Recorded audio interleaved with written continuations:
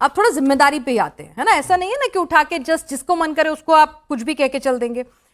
सीधे सीधे आज आलोक कुमार जी ने भी कहा कि भाई ऐसा है, अगर इतने सबूत हैं और इतना सब कुछ आप जानते हैं, इतना आपको पता है, इतनी माइन्यूट डिटेल्स आपके पास है, तो एसआईटी फिर अखिलेश जी को भी बुला के पूछताछ कर लेती है। ट्रस्ट में एक व्यक्ति और है, उसने भी तो कहा कि यह चोरी नहीं महाडकैती है। अरे भाई महापाप है, महाडकैती है, मान लिया, तो उनसे मान लिया मैंने जी। मैंने आपसे क्या कहा, मैंने आपसे क्या कहा, जिम्मेदारी एक चीज होती है ना, जबान के साथ जिम्मेदारी भी आएगी ना, है ना। बोल के लब आजाद है तेरे, लोकतंत्र है, लेकिन इसका मतलब ये नहीं है कि कुछ भी एलिगेशन लगा देंगे। 20,000 करोड़ का आंकड़ा कहां से आया आपके पास? अब आप कोषाध्यक्ष के सवाल उठा रहे हैं, तो उन्होंने सीधे सीधे कहा कि भाई पैसा जो जमा हुआ, ठीक है, जो जमा हुआ और जो खर्च हुआ उसका पूरा ब्यौरा उनके पास है।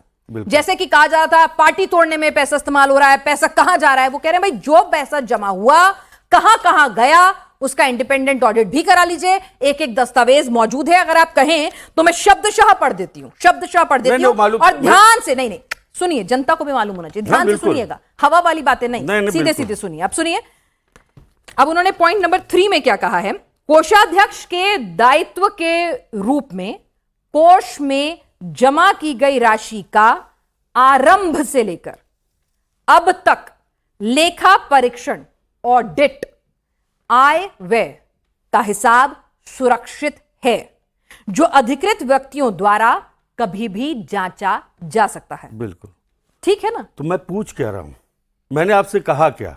मैंने कहा कि जो कह रहे हैं पार्टी तोड़ने में पैसा इस्तेमाल हुआ, इसमें हुआ, आप मेरी बात को पूरा सुनिएगा। उस चीज को, उसी ट्रस्ट में एक व्यक्ति और भी तो है, नृपेंद्र मिश्रा, उसने कहा ये चोरी नहीं महाडकैती है, महाडकैती है। उनको कैसे पता है, उनको कैसे जानकारी? पहली चीज। दूसरी चीज, जो पैसा नृपेंद्र मिश्रा जी के लिए आपके मन में भावनाएं कैसी हैं? कभी तो आप उनके पद पे सवाल उठाने लगते हैं कि उन्हें क्यों बैठा रखा है, कभी आपको वो सबसे ईमानदार लगने लगते हैं। आप डिसाइड कीजिए ना, आपकी क्लैरिटी नहीं, आपको सिर्फ माहौल बनाना है। नहीं, कैसे माहौल बनाना? चोरी हुई कि नहीं हुई? तो फिर एसआईटी के सामने जिम्मेदारी कौन लेगा? एसआईटी की जिम्मेदारी कौन लेगा? 20,000 करोड़ का आंकड़ा का जिम्मेदारी कौन लेगा? यहाँ किसी को 20,000 करोड़ के आंकड़े की जिम्मेदारी कौन लेगा? कहां से मिला आपको आंकड़ा? बिल्कुल आया ना स्टेटमेंट, 5 साल से चोरी हो रहा है, ऐसा एक स्टेटमेंट आप चोरी हो रहा है, सुनिए ना, ऐसा स्टेटमेंट आप भी दीजिए, मंदिरों में आप भी दीजिए जमीनों कि मेरे पास यहां से आया 20,000 करोड़ का आंकड़ा, दिया गया है, क्यों नहीं दे रहे हैं? एसआईटी को दिया गया है, संजय सिंह राज्यसभा उन्होंने दिया है, तमाम करोड़ों रुपए का आंकड़े दिए हैं। चलिए ठीक है, क्यों नहीं बताया? चलिए ठीक है, ठीक है, आंकड़े कौन बताएगा? ठीक है, हमारे साथ आपको नहीं सुनना है, मैं सीधा सीधा आपको बता देती हूँ।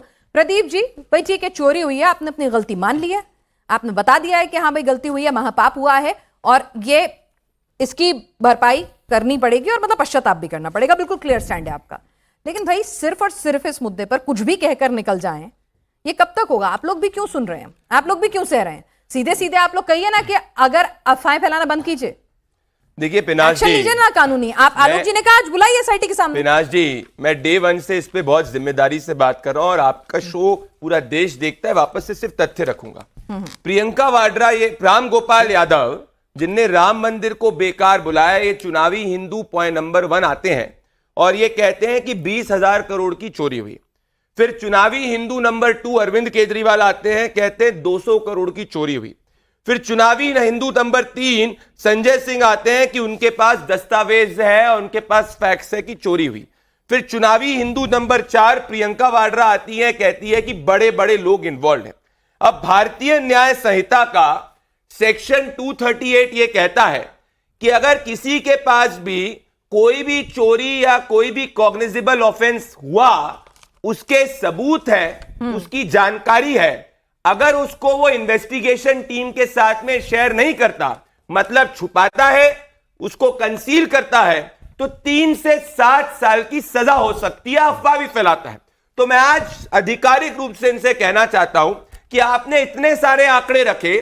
संजय सिंह भी जो पिनाश जी एसआईटी के पास गए, वो चंदा चोरी के मामले पे नहीं गए, वो कोई जमीन के केस पे गए। ये एसआईटी इन्वेस्टिगेशन कर रही है, वो चोरी का केस कर रही है। तो मैं सपा के प्रवक्ता से पूछना चाहता हूं, जो तुमने आंकड़े दिए उसके तथ्य तुम एसआईटी के सामने क्यों नहीं रख रहे? अगर तुम तथ्य नहीं रख रहे तो तुम खुद चोरी में संलिप्त हो। ये मैं नहीं, ये भारतीय कानून कहता है। तो वरना इनको भी सजा होनी चाहिए इसके लिए। अफवाह फैलाना और सबूतों को हाइड करना एक अपराध है और ये उतना ही बड़ा अपराधी है जितने वो चंदा चोर अपराधी है। ठीक है।